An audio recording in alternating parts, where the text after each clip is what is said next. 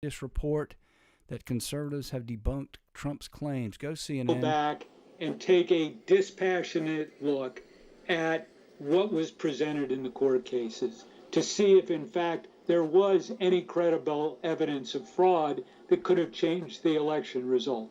Whoa! When I saw that today, breaking report out there from the media. Let's look at the headline here from CNN. Prominent conservatives issue report rebutting Trump's election claims. All right, folks, we are going to go through this. This is the first in a series. If you're up late, you can catch this. This is going to be our first in a series of debunking the debunks and the hoaxes.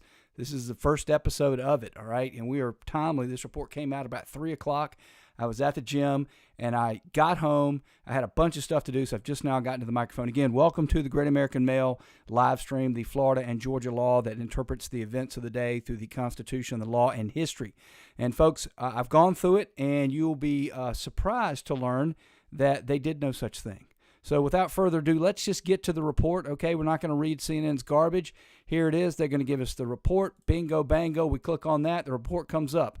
Lost, not stolen, the conservative case that Trump lost and Biden won the 2020 presidential election. Signed by Senator Danforth, Benjamin Ginsburg, the Honorable Griffith, David Hope, Honorable Ludwig. Ludwig, he's the guy that testified in front of the January 6th committee. He's not a conservative. The Honorable Michael McConnell, the Honorable Theodore Olson. He's a big election lawyer, but Senator Gordon Smith. None of these are all rhinos and establishment elite types. They're not conservatives. So right there, it's kind of been debunked. But, come on, folks. Let's give them, they're not conservatives. All right, but maybe they have debunked Trump's claims here. Let's kind of scroll down, read the introduction, and see what's going on here. All right, we are political conservatives. Well, no, you're not. I never heard of Ludwig until the January 6th committee came up. So you're not a conservative, but whatever. Who spent most of our adult lives looking to support the Constitution and the conservative principles upon which it is based. Limited government, liberty, equality of opportunity, freedom of religion, a strong national defense, and the rule of law. Now, folks, I would note in there are a lot of things in there that are not quote-unquote conservative. All right, so apparently they've defined their own way of conservatives. But, folks, you never heard of any of these people. Had you would know they're true conservatives. Now, we all know there are a huge group of people that don't like Trump. They're the establishment types, the types that think that Trump is out of bounds. A lot of them maybe even have good hearts. I don't think Ludwig does, but some of them do, and they just don't get it. That's all well and good. But let's set it aside. They're not conservatives, but, come on.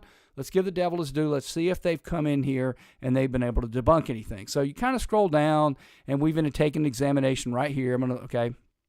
All right.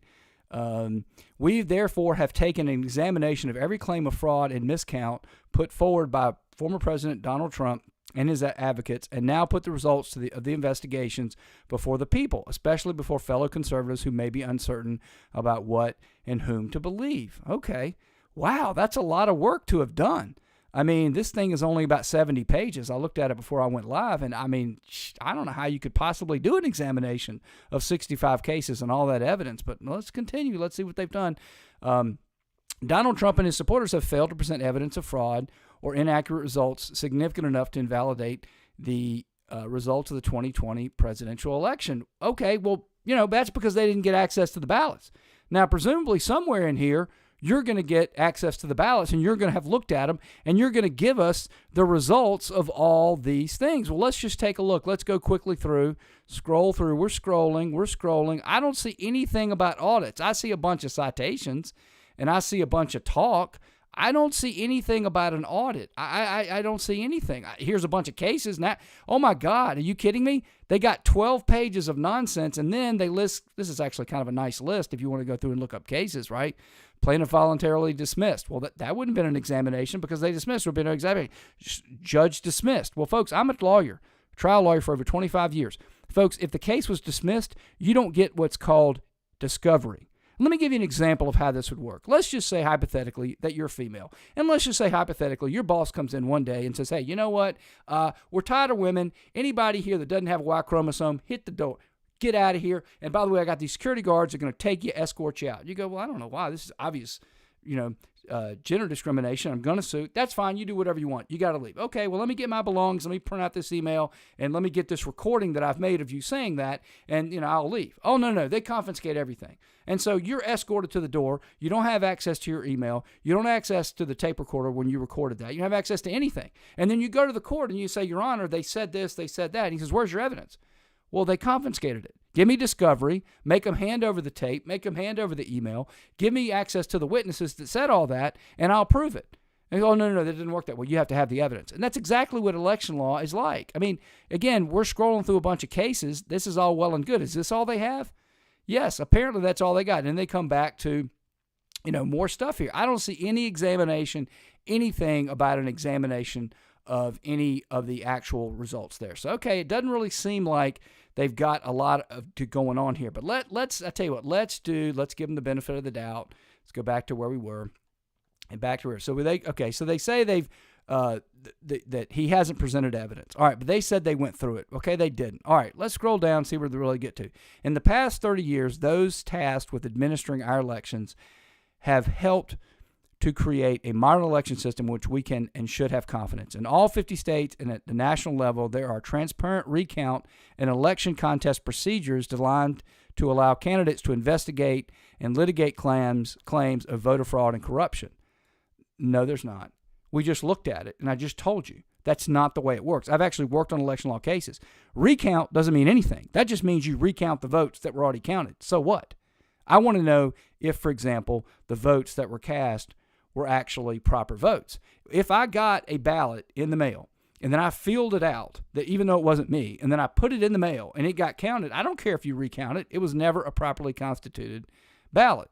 So that's not true. Yes, you can litigate claims, but the only thing you can pretty much litigate is, did the clerk count the ballots? Did the clerk report the results? You can ask the clerk of the various counties whether or not they did a good job.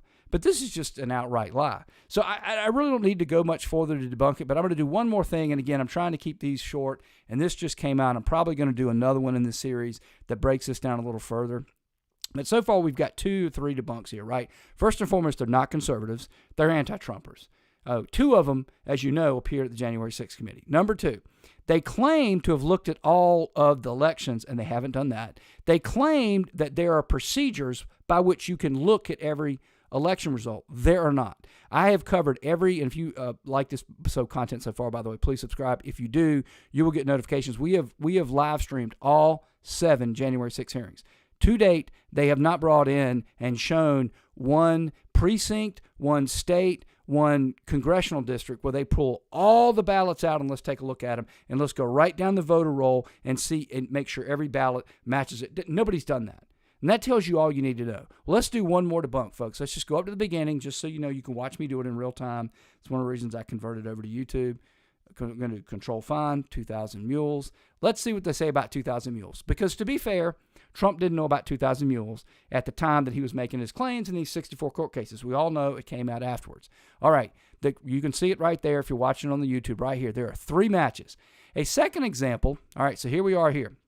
After the dismissal of 64 court cases and state reviews, Trump and his supporters have continued in the 16 months since Joe Biden's inauguration with claims of fraudulent election.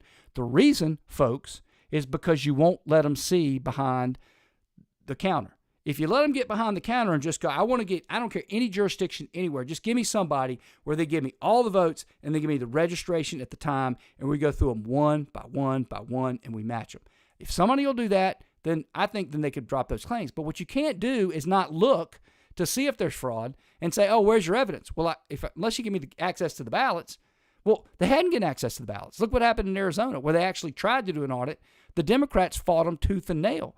If the Democrats are so confident, if these conservatives are so confident, why not just slide the ballots across to somebody and go, hey, take a look at them all you want. I mean, I'm going to monitor with you. I'm going to film the whole thing and make sure you don't manipulate anything. But go ahead, have it. It's all you need to know. But okay, let's first one. So, all right, so here's, they're talking about the first example of fraud, right?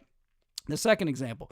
A second example of fraud is a recent film from Dinesh D'Souza, okay? All right. Right here, 2,000 Mules, which attempts to demonstrate rampant voter fraud in the 2020 presidential election through a digital device location tracking data. Yet the film, heartily endorsed by Trump and its Mar-a-Lago premiere has subsequently been thoroughly debunked in the analyses. What the film claims to portray is simply not supported by the evidence invoked in the film. Okay, so we're going to go check out footnote 2 right here. I'm circling it, and we're going to go check out footnote 3. So let's just go ahead and click to the second 2,000 Mules reference. That's the first one. There's the second one, footnote 2. So that's just a cite to the movie. That doesn't really help us very much. Let's see the next one. All right. The third one is to an article by the Washington Post. That's interesting. So let's go back, because I thought they said they had thoroughly looked into this stuff. But it appears that they're looking into 2,000 Mules is merely looking into what people had written about it, which would include right here, Danny Hakem and Alexander Brazon, a big lie in a new package to the New York Times, May 29th. Well, that's not really doing what you said you were going to do, gentlemen. So they're thoroughly debunked. But you know what? I believe in being fair. This is the article they're referring to right here, the New York Times. I'm going to wrap this up soon because there's really not much more to see here, folks. Folks, this is not for us. We all know the truth. It's not for the Democrats and the left, because they don't care. Biden won. As long as their person wins, they couldn't care less about voter integrity. This is for the independents and the wishy-washy rhinos who are like, I don't know what to think. That's what this is for. That's all designed to do. Is propaganda, it's demagoguery at its best. But anyway, let's go back to the New York Times. A big lie in a new package. All right, this came out on May 29th of 2022. A new documentary from Trump allies makes the latest case the election was stolen, but the group behind the claim has been assailed by even some on the hard right. So let's go look at the debunk. All right, I looked before we got started. Here it is. Anyway, here's the basic debunk. What's more, the film claims, but never shows in its footage, that individual mules stuffed drop box after drop box. Okay, Mr. Phillips said such footage exists, but Mr. D'Souza said it wasn't included because it's not easy to tell from the images that it is the same person. Well, that wasn't necessarily the point. The point was the same person went to various drop boxes, and they were able to do it by pinpointing cell phone data. Now, we all know that these individuals were all wearing masks. Some were wearing gloves. So, of course, you can't tell if it's the same person, right? So that's not really debunked. These claims reportedly backed up by tracking cell phone data, but the film's methods of analysis have been pilloried in numerous fact checks.